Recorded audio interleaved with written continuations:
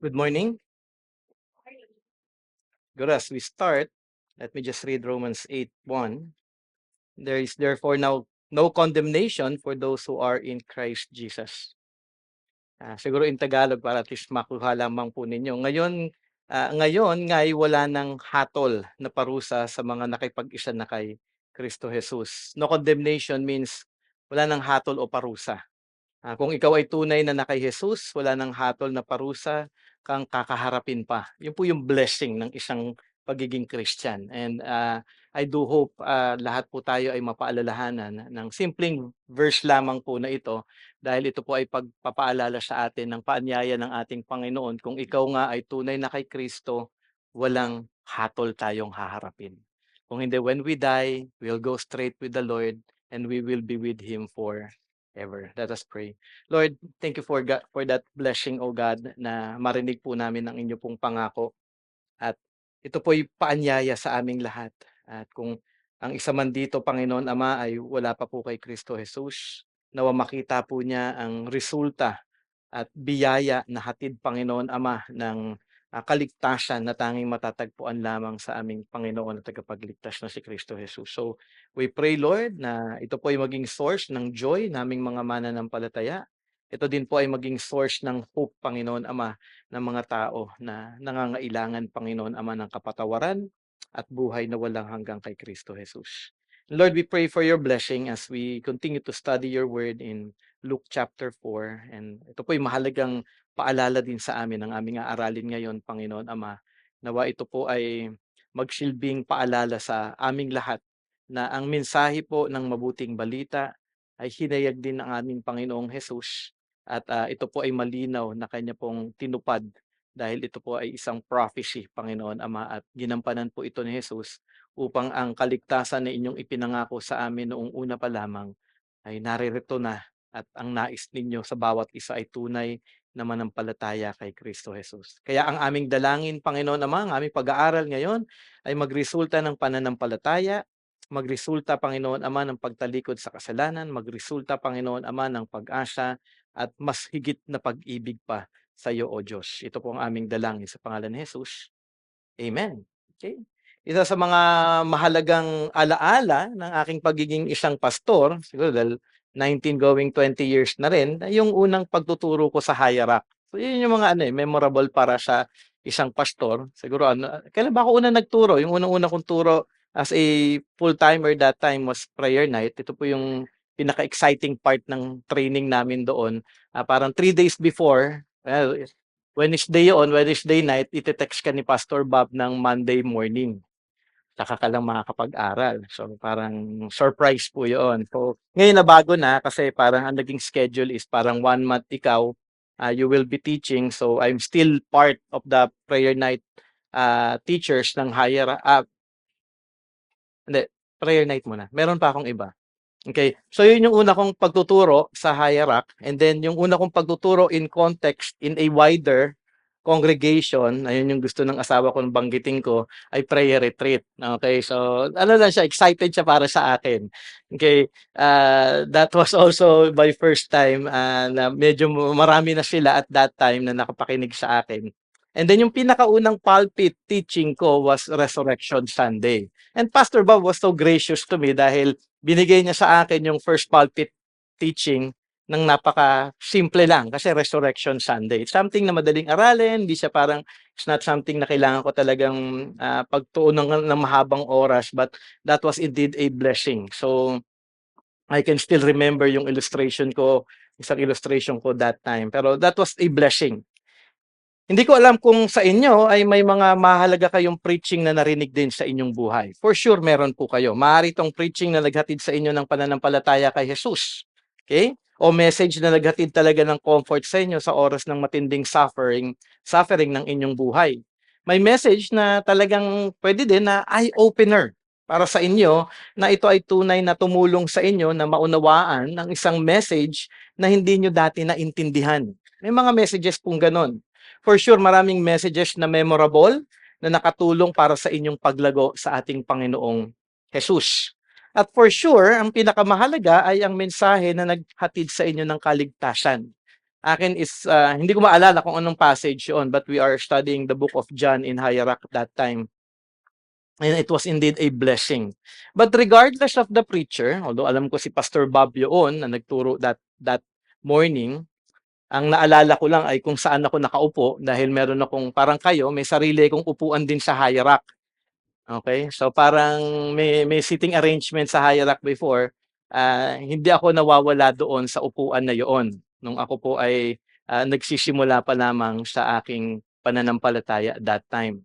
Pero ang pinakamahalaga, may message, ginamit ito ng Panginoon, tinulungan ka na makita ang katotohanan patungkol sa iyong pagkilala kay Kristo Jesus. Siguro meron kayong mga naiisip ng mga ganong klaseng pagkakataon sa inyong buhay. At ito din yung ating magiging tuon ngayong umagang ito, ang pagtuturo ni Jesus ng gospel sa kanyang bayan sa Galilee. Okay, ating basahin ang ating passage in Luke chapter 4, verse 14 to 21. Okay? Sabi po doon, Luke 4:14-21, and Jesus returned in the power of the Spirit of Galilee to Galilee, and a report about him went out through all the surrounding country. And he taught in their synagogues, being glorified by all, and he came to Nazareth where he had been brought up, and as was his custom, he went to the synagogue on that Sabbath day, and he stood up to read. And the scroll of the prophet Isaiah was given to him. He unrolled the scroll and found the place where it was written, "The Spirit of the Lord is upon me, because he has anointed me to proclaim good news to the poor. He has sent me to proclaim liberty to the captives and recovering of sight to the blind, to set at liberty those who are oppressed, to proclaim the year of the Lord's favor." And he rolled up the scroll and gave it back to the attendant and sat down. And the eyes of all in the synagogue were fixed on him.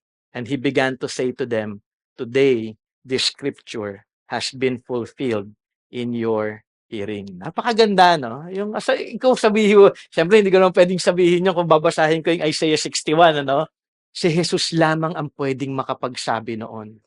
And siguro, no, if I'm an Israelite and then hearing that, knowing Isaiah, tunay sigurong tatayo yung aking mga balahibo at that time at sasabihin niya. Hindi ko alam kung, siyempre, mananampalataya ba ako kagad nung kay Jesus or anything. Hindi ko alam kung ano yung magiging reaction. But that was something na if we're just to picture it, siguro kung kilala natin si Jesus, it's really a blessing to hear that message na binasa niya yung passage na ito at sinasabi niyang na-fulfill ito. Siguro tignan lamang po natin yung ating outline. Medyo mahaba po ito kasi medyo mahaba din yung ating passage. Okay? Number 1 is hatiin po natin ito sa 3 bahagi at meron pong subpoint po sa second point. Okay? The foundation of Jesus' ministry in verses 14 to 16, the message of Jesus the Messiah in verses 17 to 19. Ito po yung fourfold mission ng kanyang message. Proclaim the good news to the poor, proclaim liberty to the captives, and recover the sight of the blind, proclaim liberty to the oppressed, proclaim the year of the Lord. And then lastly, the fulfillment in Jesus Christ in verses 20 to 21. So start po tayo. Foundation. Siyempre lahat po ng mga bagay, meron po itong pagsisimula. So sa tagpong ito, kung nabasa na po natin kanina yon sa verse 14 to 16, sa tagpong ito, ating maiisip na after temptation, si Jesus ay kaagad na nagsimula ng kanyang ministry sa Galilee. Kasi after nun, nawala na yung si Satan, umalis na si Satan, and then sabi, and Jesus returned in the power of the Spirit to Galilee. Okay? As I studied this, maganda din po na ma-share ko po itong aking pag-aaral. And when I was reading John MacArthur's commentary, nagsimula si Jesus ng ministry niya sa Judea at hindi po sa Galilee, meaning southern part po yun. After ng ministry ni Jesus sa Judea, saka pa lamang po siya nagsimula ng kanyang ministry sa Galilee. So after temptation, pumunta siya ng Judea. Sabi nga ni John MacArthur, the synoptic gospels, si Matthew, Luke, and si Matthew, Mark, and Luke ay silent regarding it. At ang nag-fill daw nung story po na yun ay ang ating ang writer na si John. Okay? So kung ating makikita, mahalaga po ninyong makita kung paano ang takbo ng ministry ni Jesus.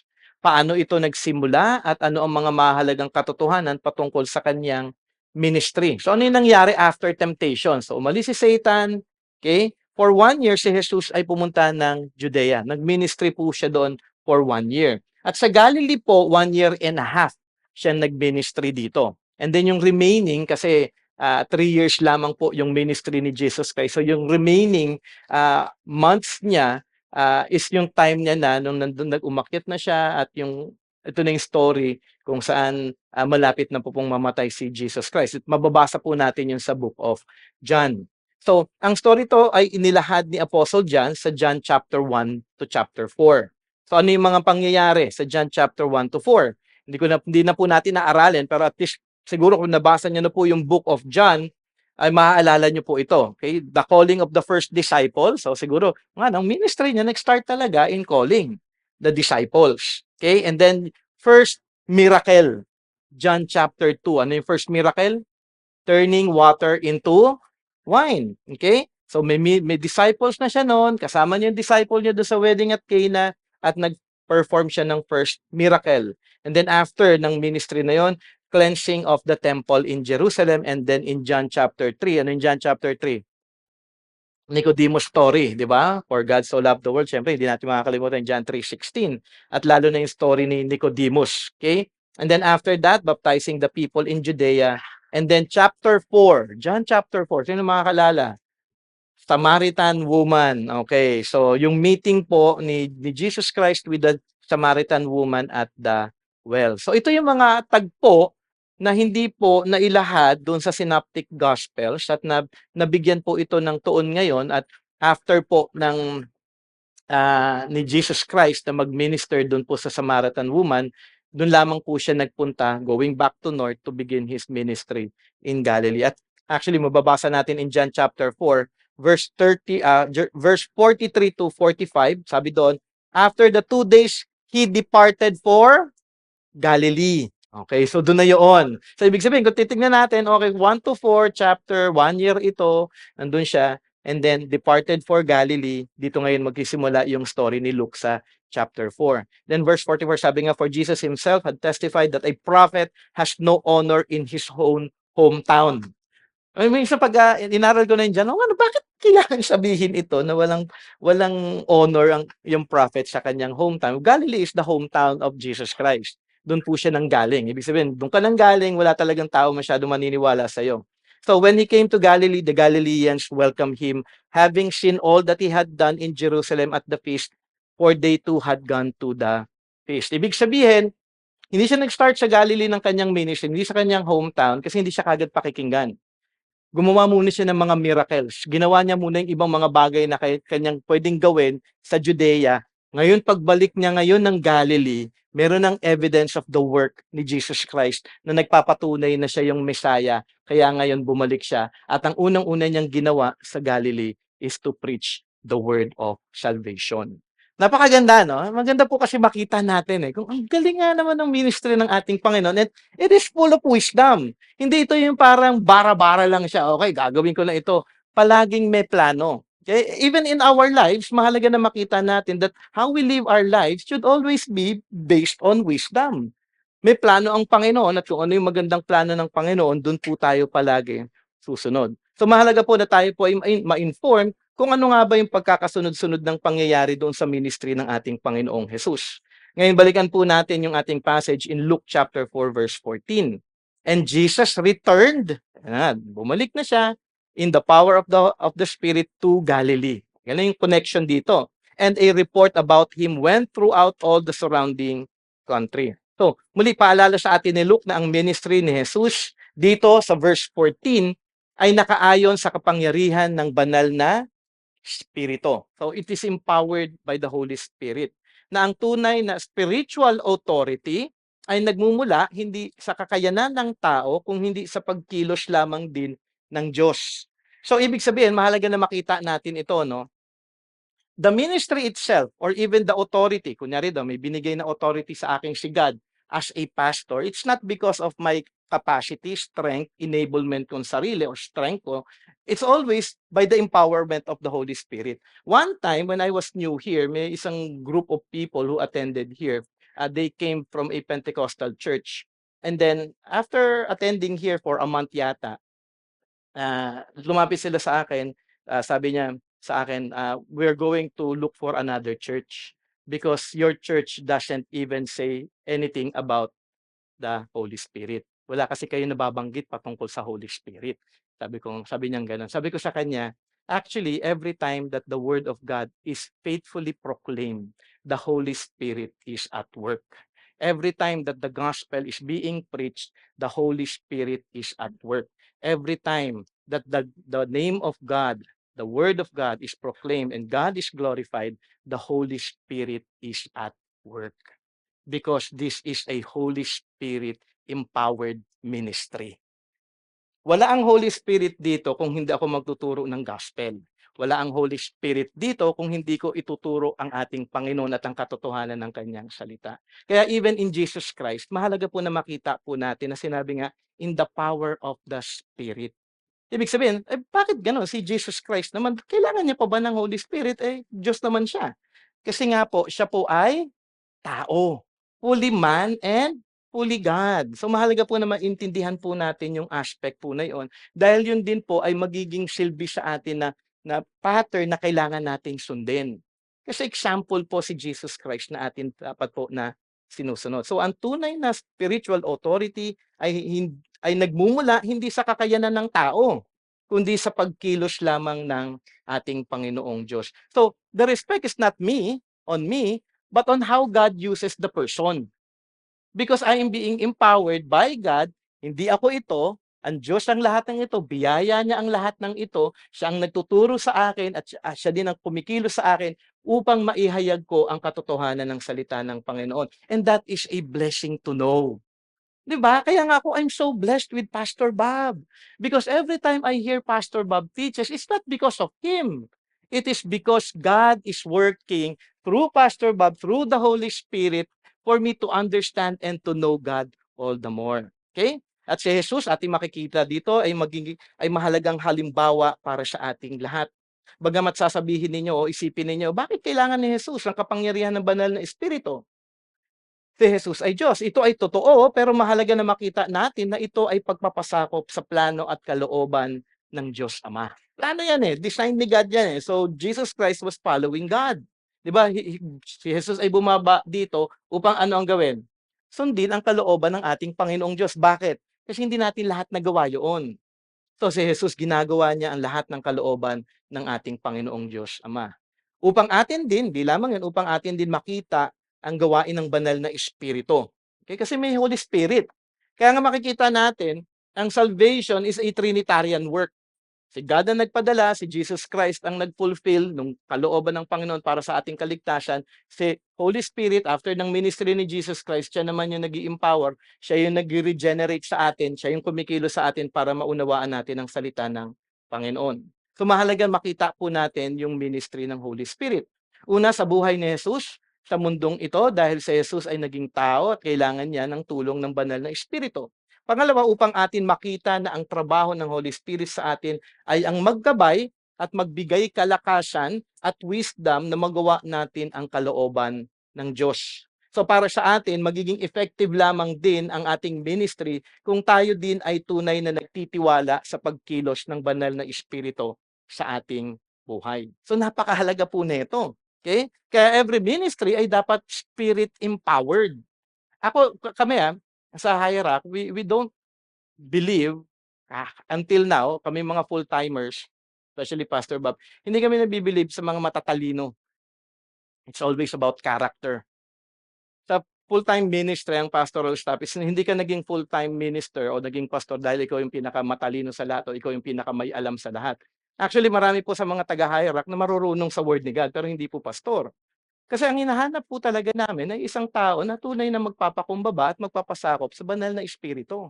Not because he is, alam mo yun, intelligent, hindi yun, ako, hindi ako matalino, hindi naman, si God lamang ito Kaya nga ako natutuwa minsan after ko magturo, Lord, thank you, no? Hindi naman ako marunong, pero you allowed me to understand all of these things. Kasi nga, every ministry ay dapat po empowered by the Holy Spirit. Ano ibig sabihin nito?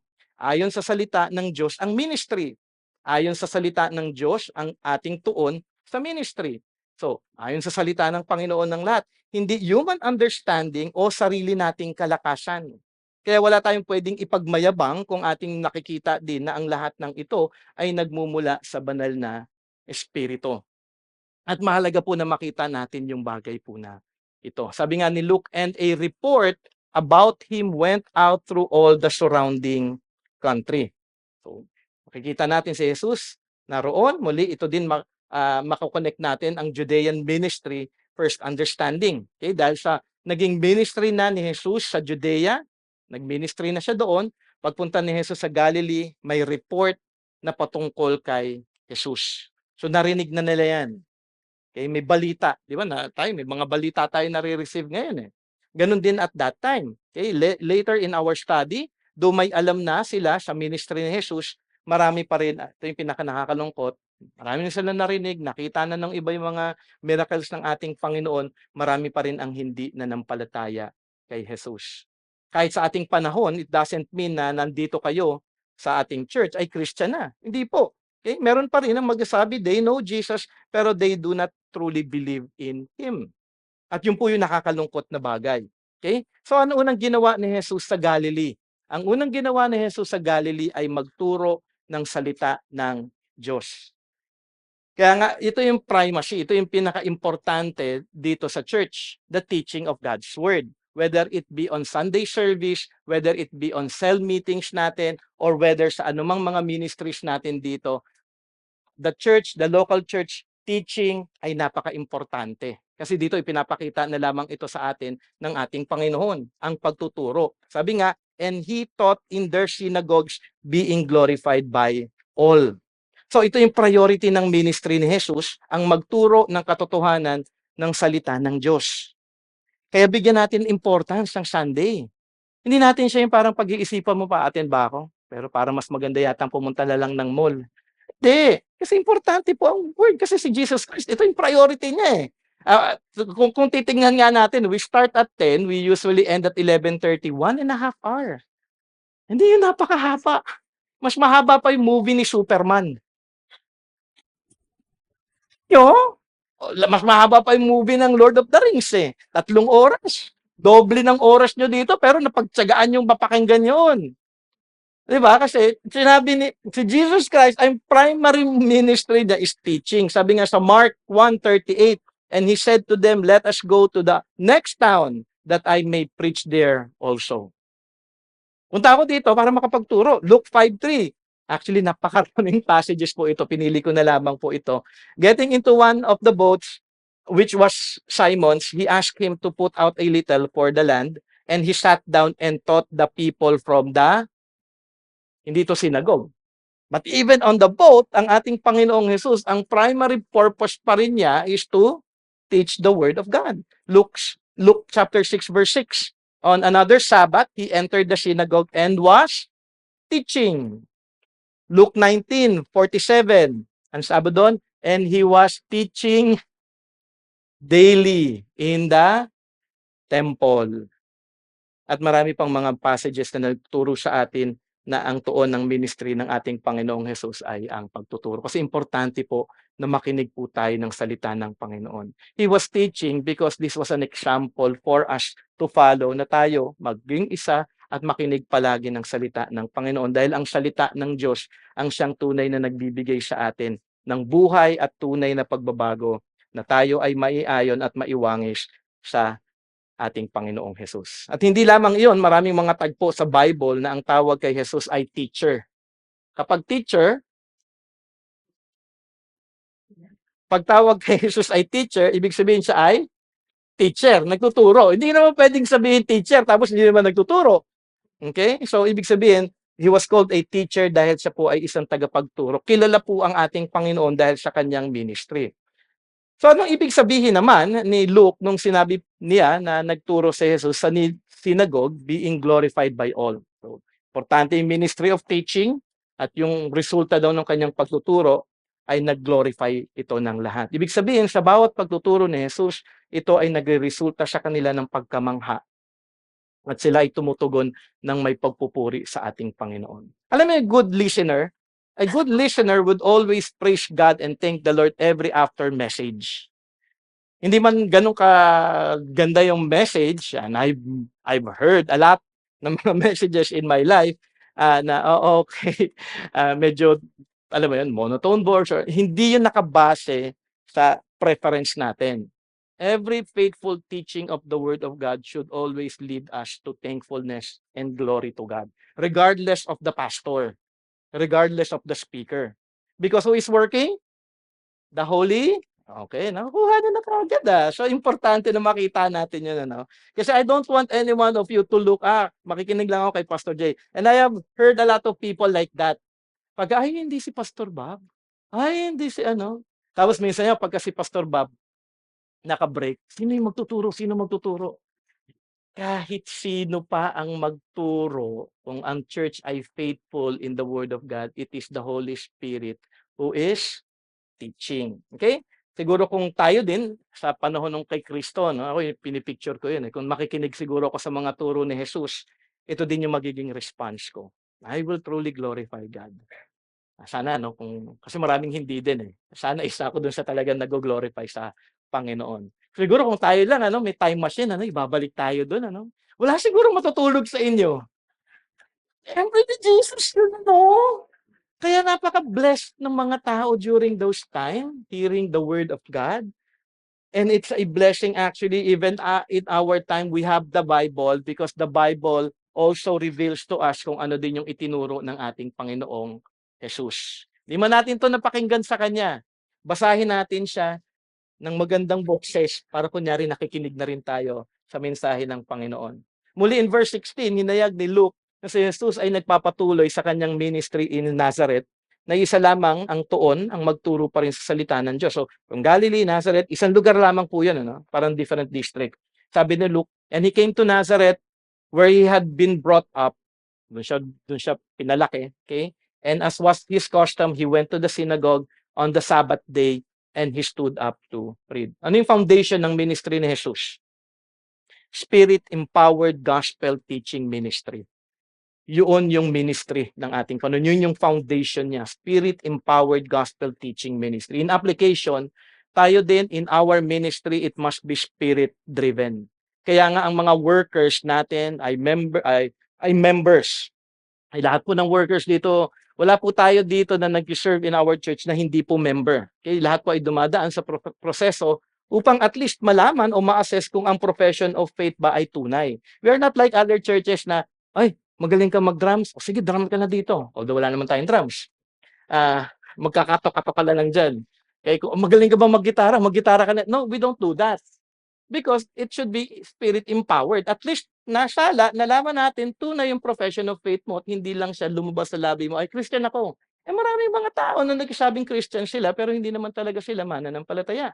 Kaya po, hindi po ito foolproof na ikaw ay Christian talaga. Okay? Marami po mga nagpa-member na nakita ko in the end, hindi din pala talaga tunay na mananampalataya sila. Pero yung proseso po ay malaking step in a way na makita natin na meron siyang tunay na pag-unawa sa gospel, kung ano nga ba ito.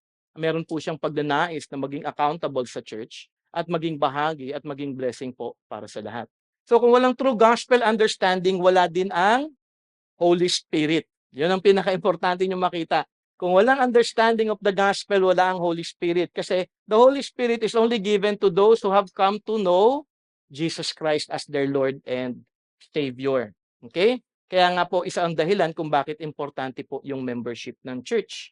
Spirit-empowered at the same time, ang atuon ng ministry is the gospel. Kaya naman tayo sa bawat pagtuturo natin, malinaw na inihahayag natin ang importansya ng paghahayag ng gospel sa lahat. Hindi lamang para sa mga wala pa kay Jesus, kundi para sa mga mananampalataya din. Kasi kahit tayong mga Christian, kailangan natin napapakinggan ang gospel. Diba? Kaya ating sundin ang mahalagang katotohanan ito na malinaw na halimbawa ni Jesus para sa atin. Spirit-driven ministry at gospel-centered ministry. So praise God kung nakikita po natin yun. Kasi kung wala po yun, ibig sabihin hindi po natin sinusunod yung example at plano ng ating Panginoong Jesus para sa kanyang church. Next, the message of Jesus the Messiah. Okay? Basahin ko lamang ulit from verse 17 to 19. And the scroll of the prophet Isaiah was given to him. He unrolled the scroll and found the place where it was written, "The Spirit of the Lord is upon me, because He has anointed me to proclaim good news to the poor. He has sent me to proclaim liberty to the captives and recovering of sight to the blind, to set at liberty those who are oppressed, to proclaim the year of the Lord's favor. So yung una, inaral natin foundation, which is very important. Okay? Ngayon naman, yung ikalawa is the message. Ano nga ba ang laman ng mensahe ng gospel ng ating Panginoong Jesus? Ano ang mga katotohanan na kanyang itinuturo noong panahon na iyon? Si Jesus ay nagpunta sa Nazareth at ito ay matatagpuan sa Galilee, pero ito ay isang lugar, siguro background lang of Nazareth. Pagka sinabi kasing Nazareth, hindi po siya kilala. Sabi nga ng mga commentators na nabasa ko, insignificant daw na lugar ang Nazareth. Hindi nga daw ito nabanggit in the Old Testament, in the Talmud, or even Josephus. Si Josephus po ay isang historian. Hindi niya nabanggit ang lugar ng Nazareth. At alam natin o ng iba sa inyo na si Jesus ay lumaki sa lugar na ito.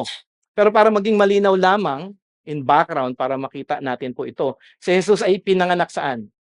Bethlehem. Okay?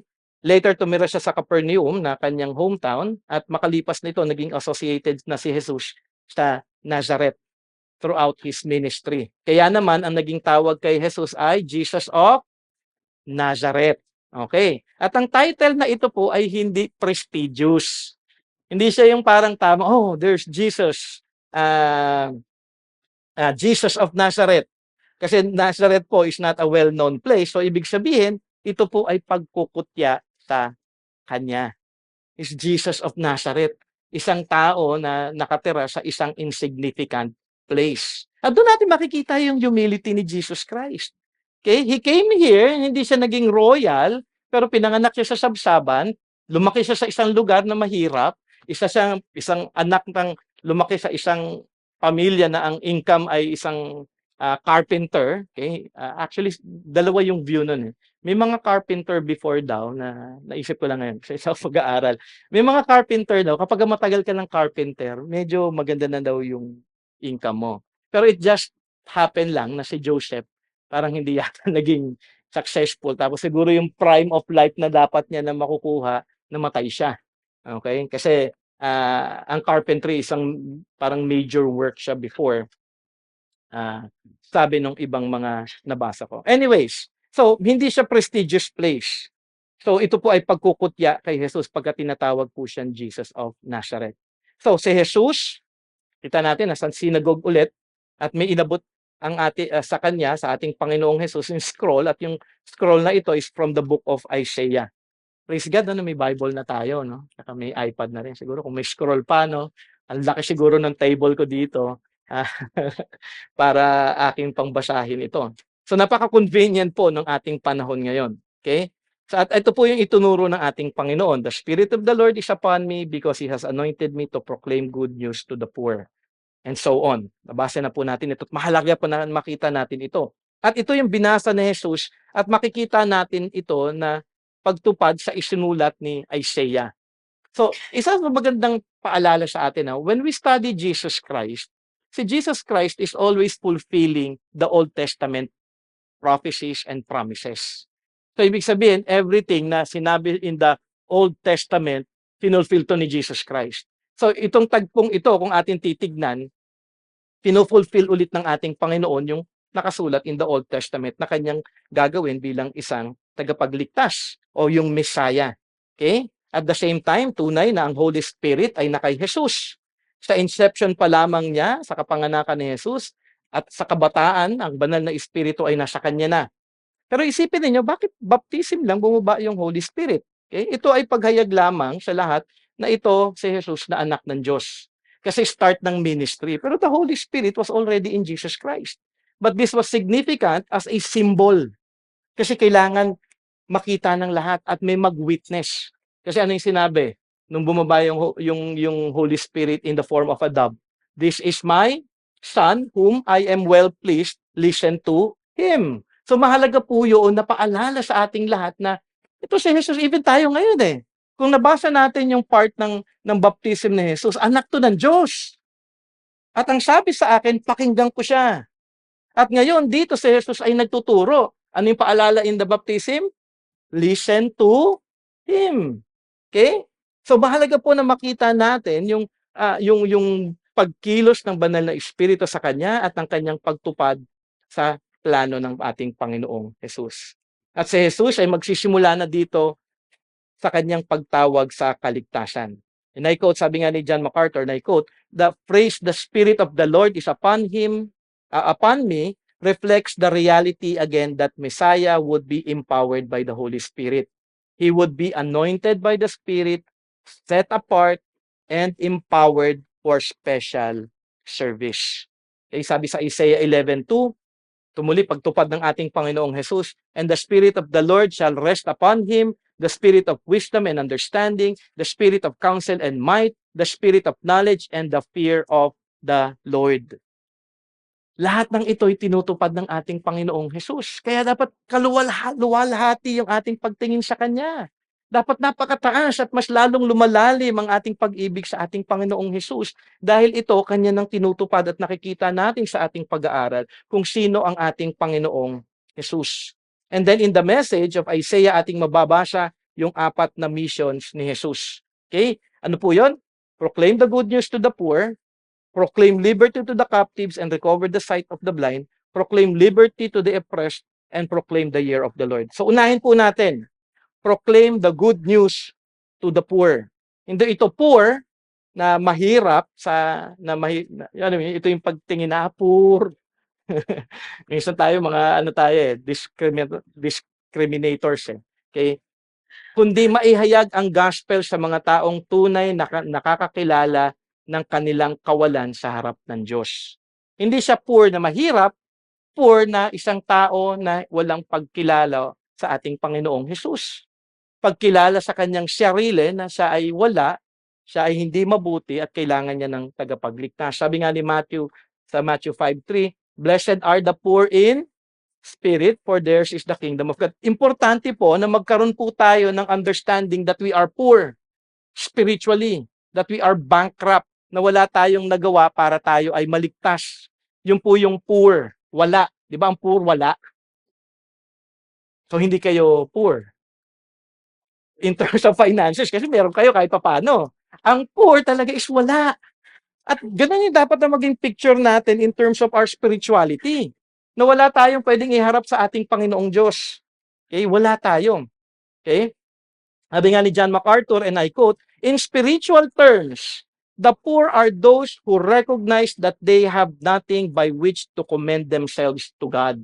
Na wala akong masasabi sa Panginoon, Lord, galing-galing ko. Lord, ganito. Wala talaga. Okay? They acknowledge their moral bankruptcy, that all their righteous deeds are nothing but a filthy garment. Bakit kailangan ito na maihayag ni Jesus? Upang tawagin ang lahat ng tao na ang kanilang tanging pag-asa sa kaligtasan ay narito na. Si Jesus ang tanging kasagutan sa kawalan ng tao. Ang tanging pag-asa nila na makatanggap ng katwiran, nakatanggap-tanggap sa ating Panginoong Diyos. Yung righteousness na nais ng Panginoong Diyos, tandaan nyo, wala tayo niyan. Ni 1%, ni 0.001%, wala tayong righteousness. Ang hinahanap ng ating Panginoong Diyos ay perfect righteousness na tanging matatagpuan lamang kay Jesus. Kaya nga po napakahalaga na maunawaan natin yung ating kawalan. Pero mahalaga na unang makita ninyong lahat ang inyong kawalan, ang inyong pagiging makasalanan. Alam ba ninyo na ang isang problema ng maraming nagpo-profess na Christian ay ang maunawaan ito? Meron na kayo nakausap na sabi niya Christian siya, pero pagkatatanungin mo siya about the gospel and about salvation, kasi alam mo, nanampalataya ako na marami akong nagawa kasi talaga eh. Alam mo yon? Kasi ito nag-a-attend kasi ako ng church. Nagpe-pray ako palagi. Nagbabasa ako palagi ng Bible. At dahil sa lahat ng ginawa ko yun, kaya ako nakilala ang Panginoon. Kaya, alam mo, wala na tayo eh. At marami pong mga Christian nagpo-profess na parang thinking nila, meron silang naiambag sa kaligtasan nila. But in reality, wala po talaga tayo maiambag. At napaka-blessing lamang na maunawaan natin ito. Kasi ang tao talaga yung likas na mayabang. 'Di ba? Ayaw nila na parang wala silang naiambag. Kasi gusto nila palagi na meron silang part ng isang bagay sa kanilang buhay. Walang tunay actually na pagpapakumbaba o pag-amin ng kanilang kawalan. Kaya ang buhay nila mapagmataas pa rin. Self-centered at walang pakikibahagi sa ibang mga mananampalataya. Makikita naman 'yun in life, eh. Makikita 'yun actually, obvious 'yun in the Christian context. Ang tanong, nakita ba ninyo ngayon na ng totoo na kayo ay spiritually bankrupt? Kung kayo ay Christian na, nakita niyo ba na kayo ay poor spiritually? Kasi kung hindi, baka hindi ka Christian. Kasi meron pa rin nananatili sa puso mo na pagkilala mo sa sarili mo na, "Hindi, naligtas ako ng Panginoon dahil meron akong naiambag, hindi wala ko." Kasi kailangan maging clear ito, eh. Kaya nga ano, eh, ang path going to heaven is really narrow. So narrow na ang akala ng marami, marami pa rin. But it's really narrow. I tell you the truth, konti lang ang maliligtas. Kasi kung hindi naging clear sa kanila na wala talaga sila, hindi talaga sila naging Christian. Kasi kailangan fully makita natin. Kasi ito yung message ni Jesus Christ, eh. To call everyone, eh, na poor, eh. Kung nakita ninyo na ito sa inyong buhay, si Jesus narito. Hinahayag na siya lamang ang tangi mong pag-asa para sa kaligtasan. Pangalawa, proclaim liberty to the captives and recover the sight of the blind. Ano ang tunay na kalagayan ng tao? Ang lahat ay bihag daw, okay? O slaves ng kasalanan. Naalala nyo, kung ikaw ay Christian, nung hindi ka pa Christian, ano yung ginagawa mo palagi? Magkasala lang, di ba? Wala kang conviction. Kunyari daw, isa kang tao na lasinggero, hindi mo na alam na kasalanan yung pagiging lasinggero mo. O kaya ikaw isang tao na palamura, hindi mo nakikita na kasalanan yung ginagawa mo ngayon. Mura ka pa rin ng mura, mura ka pa rin ng mura. Nakita mo lang kaibigan mo, mura. Pagkatapos mong murahin, inom tayo. So, maglalasing na. Alam mo eh, ganun yung pamumuhay ng tao. Kahit nga sabihin mong hindi siya ganong klaseng tao na, syempre parang OA yung in-explain ko, no? Pero totoo yun. Dahil ganun ako. Ah, yung ibang tao, hindi ganong kasama, pero napakabuti naman. Pero bihag pa rin siya ng kanyang kasalanan dahil ang thinking niya, mabuti ako. Wala, hindi naman siya papasok dun sa unang part na being poor. So enslaved pa rin siya, blind pa rin siya dun sa truth na ipinapakita ng scripture. So mahalaga na makita yon. So hindi lamang slave, bulag din sa katotohanan ng salita ng Diyos. Slaves to sin and spiritually blind. Ito yung pinoproclaim ni Jesus Christ na, hindi, ito yung liberty. Papalayain ko itong mga taong ito. Kaya naman sa pagbasa ni Jesus ng Isaiah 61 verse 1 to 2, ay mahalaga na kanilang marinig at maunawaan. Dahil kailangan nilang makita ang mga katotohanan ito sa kanilang buhay. Isipin na lamang ninyo, alipin ng kasalanan. Ibig sabihin, ang buhay ninyo apart from Christ ay magpapatuloy lamang kayo na namumuhay sa kasalanan. Wala kayong kakayanan na mapaulaya ang inyong sarili sa cycle na ito, na mananatili kayo sa pamumuhay na makasalanan sa harap ng Diyos. Eh paano naman kung gumagawa ng mabuti? Pero wala siyang pagkilala sa Panginoon. Yun nga yung kanyang pagkakabihag. Yung kanyang slavery, ang thinking niya, may ginagawa siyang mabuti para sa kanyang kaligtasan. Slavery pa rin yun. Eh, mabuti naman ako. Eh, pero slave ka dun sa panahon na yun na hindi ayon sa Bible. So, either way, na maging masamang-masama kang tao o maging mabuting-mabuti kang tao pero hindi mo nakikita ang iyong kawalan, magiging slave ka noon. Kaya ang daming mamamatay na ang tingin nila mabuti sila. Maraming nasa impyerno ngayon na nagtataka, bakit ako nandito? Naging mabuti ako. Kasi nga slave siya sa wrong understanding at blind siya doon sa truth na siya ay makasalanan at kailangan niya ang kaligtasan kay Kristo Jesus. Kung kayo ay captive o bihag ng kasalanan, ang kailangan nyo ay mapalaya sa pagkakabihag na ito. Kailangan ninyo si Jesus upang kayo ay mapalaya sa captivity ninyo sa kasalanan. Kailangan ninyong mapatawad sa kasalanan. Ang salitang release actually in Greek is aphesis na ang ibig sabihin ay forgiveness. So kailangan nating lahat ay forgiveness. Have you been forgiven? Have you confessed to God? Kung ikaw ay Christian na, nag-confess ka ba talaga ng iyong kasalanan, na meron ka talagang understanding na makasalanan mo at kailangan mo lamang ay ang pag-asa mo lamang ay si Jesus. Ikaw nga ba ay nanampalataya na kay Jesus? Ikaw nga ba ay nagrepent na sa kasalanan mo? Repentance means pagtalikod sa kasalanan. Ito nga ba ay tunay na malinaw sa iyong buhay? In terms of repentance, naalala ko lang yung isang ka-classmate ko ngayon. In our discussion, may discussion kami niyan, meron akong ipo-post, may question siya, tapos may question siya, and may sharing din siya part doon. Sabi niya nga, she remembered daw yung book ni Thomas Watson. And if you have this book, alam ko meron yata tayo dito sa library, The Doctrine of Repentance. At doon diniscuss, actually isa din ito sa mga una kong nabasang libro nung bago ako mananampalataya, na ang repentance ay ito daw. Sabi niya, sabi ni Thomas Watson, in it, he provided a six-step process for sanctification. Number one, we must first see our sin. Kung gusto niyo malaman kung ano yung repentance, una daw, we must first see our sin. And then number two is sorrow over it. Okay? And then number three is to confess it.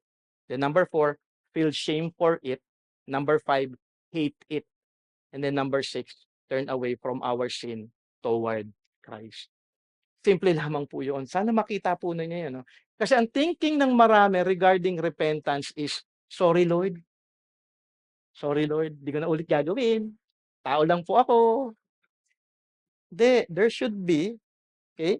Nakita mo yung kasalanan, in scripture, kasalanan ito laban sa kabanalan ng Diyos, may kalungkutan ka, inaamin mo at ina-acknowledge mo ang kasalanan, nahihiya ka dun sa kasalanan na ginawa mo dahil ito hindi ka kaluwalhati sa Diyos at merong dapat hate. Hindi ko dapat ginagawa to dahil ito'y napakalaking kasalanan laban sa Diyos. Namatay si Kristo para sa aking kasalanan. At kung mamahalin ito, then dapat may hate sa kasalanan. Okay? And then turning away. Have you seen this truth in your salvation? Yung tunay na pagtalikod sa kasalanan. Not only slavery, but also blindness. Sabi nga sa Psalm 82 verse 5, they have neither knowledge nor understanding. They walk about in darkness. All the foundations of the earth are shaken. They walk about in darkness. Jeremiah 5:21, hear this, O foolish and senseless people, who have eyes but see not. Blind po tayong lahat eh. Okay? Mahalaga na makita mo na ikaw ay tunay na bulag sa katotohanan. Sa tunay na pagkilala sa Diyos, bulag sa pagtingin sa sarili dahil ang tingin mo sa sarili mo na ikaw ay mabuti. So blind po talaga tayo. Si Jesus ay dumating upang buksan ang ating mga mata sa katotohanan. Dumating ba yon at the time of your conversion? Na boom! Oh Lord, forgive me of all my sins. I have sinned against you. I do not deserve anything, Lord. Forgive me. Alam mo yun, meron talagang may weeping. May response po tayo eh. Sino sa tingin nyo nag-open ng eyes natin to that truth? We are all blind. Ako, I've been attending hierarch. Matagal na ako nag-attend ng hierarch. Anong ginagawa ko doon? Tutulog. But one time, when I was listening well, because of the grace of God, yung blindness ko, tinanggal ni God. It's all of Him. At na-experience niyo ba yon? Nakita niyo ba yon in your salvation? That He opened your eyes to see the truth? Na ikaw ay makasalanan na tanging kailangan mo ay si Jesus? Kasi fulfillment po ito ng ating Panginoong Jesus eh. Si Jesus ay dumating upang buksan ang ating mga mata sa katotohanan. Sabi nga sa Isaiah 42:7, to open the eyes that are blind, to bring out the prisoners from the dungeon, from the prison, those who sit in darkness. We are all in darkness. Jesus came to be the light of the world. John 8:12, sabi doon, again, Jesus spoke to them saying, I am the light of the world. Whoever follows me will not walk in darkness, but will have the light of light. So if you have come to know Jesus Christ, biglang ma-open sa iyo yung truth, nakita mo na ang lahat ng bagay, ngayon nakita mo na kung sino si Kristo, ikaw ngayon ay susunod sa Kanya. Ito ang mensahe ni Jesus para sa lahat ng tao.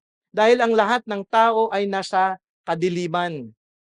Ito din ang mensahe actually ni Paul in Acts chapter 26 verse 18.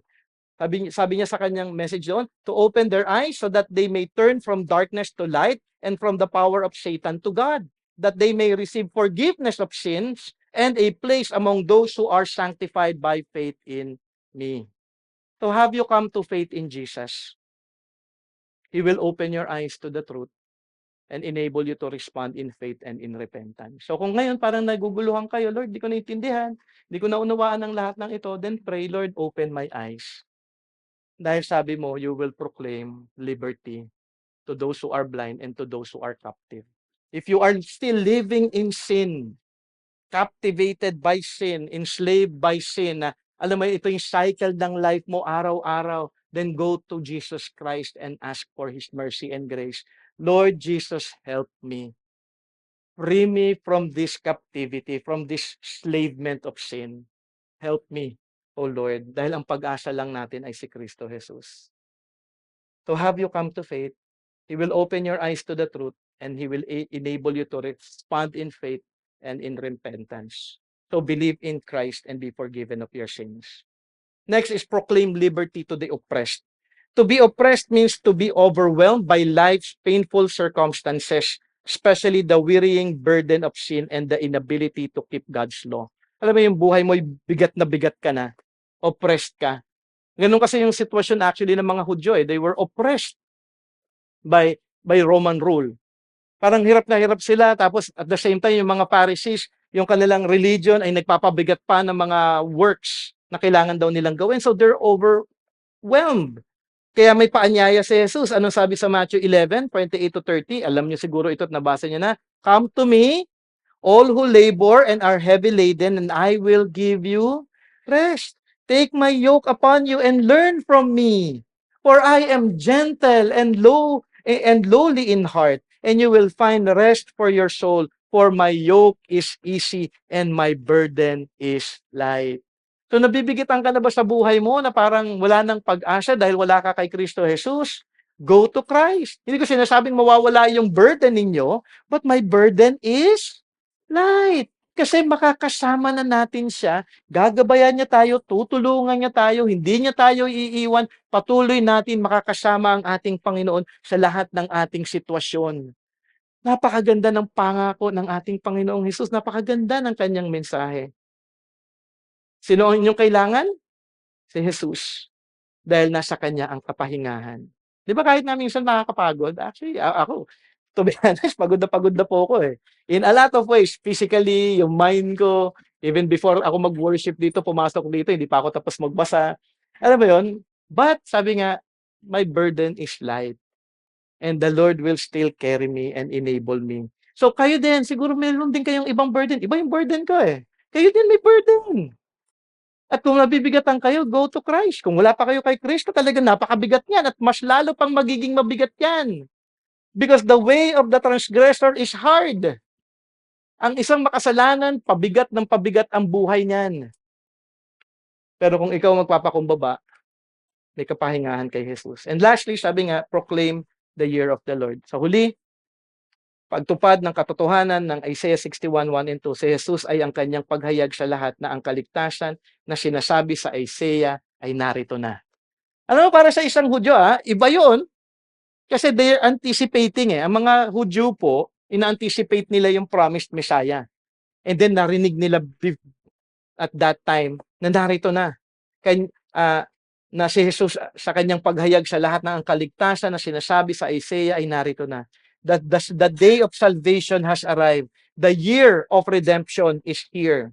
Kung ito na, at narito na si Jesus, 2,000 plus years ago, dumating na ang ating Panginoon, at nababasa na natin at naaaral natin ang kanyang salita, ano ang inyong magiging tugon? How will you respond? Na yung pangako in the Old Testament 2,000 years ago na fulfill na ni Jesus Christ. Ngayon tayo, narito, sa ating generation, paano kayo tutugon? The year of the salvation is here. Ang mananampalataya kay Jesus, na narito na ang pangako ng Diyos na tagapagligtas. Narito na siya at ikaw ay manampalataya sa Kanya at kayo ay magsisi sa inyong mga kasalanan. Aking dalangin na ang mensahe ng gospel ni Jesus ay tunay ninyong bigyang halaga at nawatunay kayong tumugon sa gospel ni Jesus at maligtas sa Kanyang pangalan. Dahil ang panawagan ay ngayon. Hindi bukas, hindi sa makalawa, hindi sa susunod na araw, sa susunod na buwan. Ang panawagan ng kaligtasan ay ngayon dahil Kanya nang hinahayag ang kaligtasan ngayong oras na ito. Sabi nga sa verse 20, the fulfillment of Jesus, and He rolled up the scroll, gave it back to the attendant, and sat down. And the eyes of all in the synagogue were fixed on him. Kung nag-aantay sila at that time, ano pang sasabihin mo regarding that? And he began to say, ano lang sinabi ni Jesus? Today, the scripture has been fulfilled in your hearing. This is the gospel according to Jesus. Narito na si Jesus, ang pangako na Mesaya, ang tagapagligtas ng sanlibutan ay dumating na. Ang salitang fulfilled is in the perfect passive form, meaning nagawa na ni Jesus perfectly ang lahat para sa atin. Ginawa na niya. Wala na kayong kailangan dagdag dito. Hindi na ninyo kailangan idagdag na kailangan pang ganito o ganyan. Perfect nang ginawa ni Jesus ang lahat para sa ating kaligtasan. Ang kailangan lang ng tao ay manampalataya sa Kanya at tunay na talikuran ang kasalanan. Kaya hindi lang to believe ha, importante, you are to turn away from sin at tunay na sumunod sa Kanyang kalooban. So, believe, turn away from sin, and follow Jesus Christ. Yun yung mark ng isang tunay na Kristiyano. At mahalaga na makita po natin ito. Sabi nga ni John MacArthur, salvation had come, the Messianic era had begun, the Messiah was present that day in the synagogue in the person of Jesus, a man from that very village. Nandun na si Jesus, dumating na siya. In application, let me just read this. What are our takeaway? Sana dala-dala po ninyo ito sa inyong mga puso. Believe in Jesus and receive salvation in His name. Repent of your sins and follow Him. As you receive Christ, you will also receive the Holy Spirit. Be empowered by the Holy Spirit and live your life submitted to Christ's Lordship and give glory to His name.